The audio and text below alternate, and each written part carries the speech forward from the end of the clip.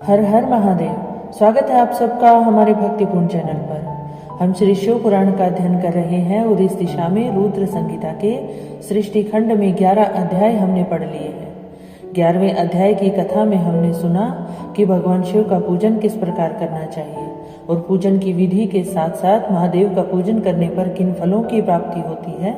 इन सब के बारे में हमने 11वें अध्याय में पढ़ा। आगे की कथा आज के अध्याय 12 में। यदि आप चैनल पर नए हैं तो कृपया चैनल को लाइक, शेयर और सब्सक्राइब जरूर से कर लें। बेल आइकन प्रेस करना बिल्कुल ना भूलें ताकि आने वाली वीडियो का नोटिफिकेशन आप तक पहुंचता रहे। तो चलिए आज की कथा की शुरुआत करते हैं। बोले शंकर भगवान की जय।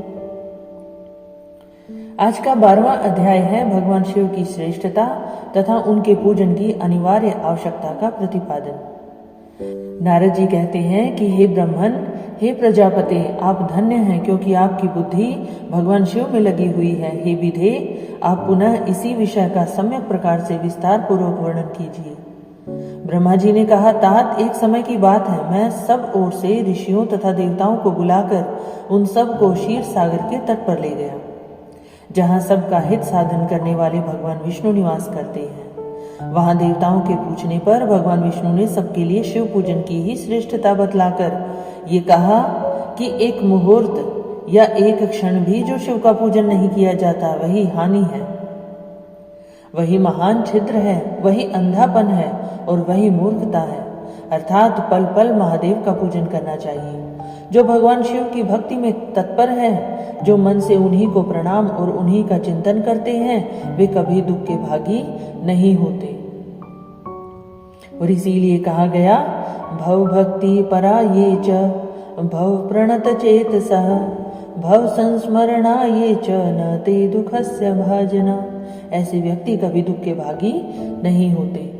जो महान सौभाग्यशाली पुरुष, मनोहर भवन, सुंदर आभूषणों से विभूषित स्त्रियां, जितने से मन को संतोष हो उतना धन, पुत्र, पौत्र आदि संतति, आरोग्य, सुंदर शरीर, अलौकिक प्रतिष्ठा, स्वर्गीय सुख, अंत में मोक्ष रूपी फल अथवा परमेश्वर शिव की भक्ति चाहते हैं, वे पूर्व जन्मों के महान पुण्य से भगवान सदाशिव की पूजा अर्चना में प्रवृत्त होते हैं। जो पुरुष नित्य भक्ति परायण हो शिवलिंग की पूजा करता है, उसको सफल सिद्धि प्राप्त होती है तथा वह पापों के चक्कर में नहीं पड़ता। भगवान के इस प्रकार उपदेश देने पर देवताओं ने उन हरि को प्रणाम किया और मनुष्यों की समस्त कामनाओं की पूर्ति के लिए उनसे शिवलिंग देने के लिए प्रार्थना की। हे मुनिश्रेष्ठ, उस प्रार्थना को सुनकर जीवों के उद्धार में तत्पर रहने वाले भगवान विष्णु ने विश्वकर्मा को बुलाकर कहा, हे विश्वकर्मन, तुम मेरी आज्ञा से संपूर्ण देवताओं को सुंदर शिवलिंग का निर्माण करके दो। तब विश्वकर्मा ने मेरी और श्री हरि की आज्ञा के अनुसार उन देवताओं को उनके अधिकार के अनुसार शिवलिंग बनाकर दिए। हे मुनिश्रेष्ठ नारद, किस देवता को कौन सा शिवलिंग प्राप्त हुआ, इसका वर्णन आज मैं कर रहा हूं, उसे सुनो। इंद्र पद्म रागमणि के बने हुए शिवलिंग की और कुबेर सुवर्ण में लिंग की पूजा करते हैं। अर्थात इन दोनों को क्रमशः इंद्र को पद्म रागमणि और कुबेर को सुवर्ण में से निर्मित लिंग प्राप्त हुए। धर्म पीत मणि में पुखराज के बने हुए शिवलिंग की तथा वरुण श्याम वर्ण के शिवलिंग की पूजा करते हैं। भगवान विष्णु इंद्र नीलमय तथा ब्रह्मा हेममय शिवलिंग की पूजा करते हैं। हे मुने, विश्व देवगण चांदी के शिवलिंग की, वसुगण पीतल के बने हुए शिवलिंग की तथा दोनों अश्विनी कुमार पार्थिव शिवलिंग की पूजा करते हैं। लक्ष्मी देवी स्फटिकमय लिंग की, आदित्यगण ताम्रमय शिवलिंग की, राजा सोम मोती के बने हुए शिवलिंग की तथा अग्निदेव वज्र अर्थात हीरे के शिवलिंग की उपासना करते हैं। श्रेष्ठ ब्राह्मण और उनकी पत्नियां मिट्टी के बने हुए शिवलिंग की, मयासुर चंदन निर्मित शिवलिंग की और नागगण मूंगे के बने हुए शिवलिंग की पूजा करते हैं। देवी मक्खन के बने हुए शिवलिंग की, योगी जन भस्म में लिंग की, यक्ष गण दधी निर्मित शिवलिंग की, छाया देवी आटे से बने हुए शिवलिंग की और ब्रह्म पत्नी रत्नमय शिवलिंग की निश्चित रूप से पूजा करती हैं। बाणासुर पाराध्य पार्थिव शिवलिंग की पूजा करता है। दूसरे लोग भी ऐसा ही करते हैं। ऐसे ऐसे शिवलिंग बनाकर विश्वकर्मा ने विभिन्न लोगों को दिए तथा वे सब देवता और ऋषि उन शिवलिंगों की पूजा करते हैं। भगवान विष्णु ने इस तरह देवताओं को उनके हित की कामना से शिवलिंग देकर उनसे तथा मुझ ब्रह्मा से पिनाक पाणी महादेव के पूजन की विधि भी बताई। पूजन विधि संबंधी उनके वचनों को सुनकर देव शिरोमणियों सहित मैं ब्रह्मा हृदय में हर्ष लिए अपने धाम में आ गया। हे मुने, वहां आकर मैंने समस्त देवताओं और ऋषियों को शिव पूजा की उत्तम विधि बताई, जो संपूर्ण अभीष्ट वस्तुओं को देने वाली है। उस समय मुझ ब्रह्मा ने कहा, देवताओं सहित समस्त ऋषियों, तुम प्रेम परायण होकर सुनो। मैं प्रसन्नता पूर्वक तुमसे शिव पूजन की विधि का वर्णन करता हूँ, जो भोग और मोक्ष देने वाली है। हे देवताओं और मुनीश्वरों, समस्त जंतुओं में मनुष्य जन्म प्राप्त करना प्राय दुर्लभ है। उनमें भी उत्तम कुल में जन्म हो तो और भी दुर्लभ है, और उत्तम कुल में भी आचारवान ब्राह्मणों के यहाँ उत्पन्न होना और उत्तम पुण्य से ही संभव हो पाता है। यदि वैसा जन्म सुलभ हो जाए तो भगवान शिव के संतोष के लिए उस उत्तम कर्म का अनुष्ठान करें, जो अपने वर्ण और आश्रम के लिए शास्त्रों द्वारा प्रतिपादित है। जिस जाति के लिए जो कर्म बताया गया उसका उल्लंघन न करें। जितनी संपत्ति हो उसके अनुसार दान करें। कर्म में सहस्त्रों यज्ञों से तपो यज्ञ बढ़कर है। सहस्त्रों तपो यज्ञों से जप यज्ञ का महत्व अधिक है, और ध्यान यज्ञ से बढ़कर कोई वस्तु ही नहीं। ध्यान ज्ञान का साधन है, क्योंकि योगी ध्यान के द्वारा अपने इष्ट देव समरस शिव का साक्षात्कार करते हैं।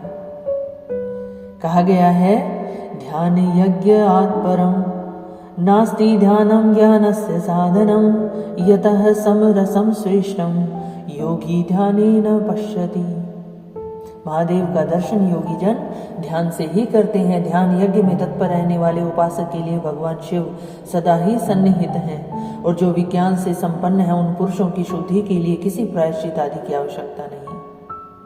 मनुष्य को जब तक ज्ञान की प्राप्ति न हो तब तक वह विश्वास दिलाने के कर्म से ही भगवान शिव की आराधना करे। जगत के लोगों को एक ही परमात्मा अनेक रूपों में अभिव्यक्त हो रहा है। एकमात्र भगवान सूर्य एक स्थान में रहकर भी जलाशय आदि विभिन्न वस्तुओं में अनेक से दिखते हैं। हे देवताओं, संसार में जो जो सत्य या असत वस्तु देखी या सुनी जाती है वह सब पर ब्रह्म शिव रूप ही है, ऐसा समझो। जब तक तत्व ज्ञान न हो जाए तब तक प्रतिमा की पूजा आवश्यक है। ज्ञान के अभाव में भी जो प्रतिमा पूजा की अवहेलना करता है उसका पतन निश्चित है। इसलिए हे ब्राह्मणों, यथार्थ बात सुनो। अपनी जाति के लिए जो कर्म बताया गया है उसका प्रयत्न पूर्वक पालन करना चाहिए। जहाँ जहाँ यथावत भक्ति हो उस आराध्य देव का पूजन आदि अवश्य करना चाहिए, क्योंकि पूजन और दान आदि के बिना पातक दूर नहीं होते। कहा गया है कि यत्र यत्र यथा भक्ति कर्तव्यम पूजनादिकम बिना पूजन दानादि पातकम न च दूरतः। बिना ध्यान पूजन के हमारे पातक दूर नहीं होते। जैसे मैले कपड़े में रंग बहुत अच्छा नहीं चढ़ता, किंतु जब उसे धोकर स्वच्छ कर लिया जाए तब उस पर रंग बहुत अच्छी तरह से चढ़ते हैं, उसी प्रकार देवताओं की भली भांति पूजा से जब त्रिविध शरीर पूर्णतया निर्मल हो जाता है तभी उस पर ज्ञान का रंग चढ़ता है और तभी विज्ञान का प्राकट्य होता है। जब विज्ञान हो जाता है तब भेदभाव की निवृत्ति हो जाती है, और भेद की संपूर्णतया निवृत्ति हो जाने पर द्वंद्व दुख दूर हो जाते हैं, और द्वंद्व दुख से रहित पुरुष शिव रूप हो जाता है। मनुष्य जब तक गृहस्थ आश्रम में रहे तब तक पांचों देवताओं की तथा उनमें श्रेष्ठ भगवान शंकर की प्रतिमा का उत्तम प्रेम के साथ पूजन करे, अथवा जो सबके एकमात्र मूल हैं उन भगवान शिव की ही पूजा सबसे बढ़कर है, क्योंकि मूल के सींचे जाने पर शाखा स्थानीय संपूर्ण देवता स्वतः तृप्त हो जाते हैं। जिस प्रकार हम वृक्ष की जड़ में अर्थात मूल में जल डालें तो उसकी शाखाएं स्वतः ही तृप्त हो जाती हैं, उसी प्रकार मूल के सींचे जाने पर शाखा स्थानीय संपूर्ण देवता स्वतः तृप्त हो जाते हैं। महादेव का पूजन करें। अतः जो संपूर्ण मनोवांछित फलों को पाना चाहता है वह अपने अभीष्ट की सिद्धि के लिए समस्त प्राणियों के हित में तत्पर रहकर लोक कल्याणकारी भगवान शंकर का पूजन करे। बोले शंकर भगवान की जय। सृष्टि खंड का 12वां अध्याय यहाँ समाप्त होता है। आगे की कथा सुनने के लिए आप चैनल के साथ जुड़े रहिए। चैनल को लाइक, शेयर और सब्सक्राइब जरूर से कीजिए। महादेव सब पर अपनी कृपा बनाए रखें, सबकी मनोकामनाएं पूर्ण करें। इसी भावना के साथ हर हर महादेव।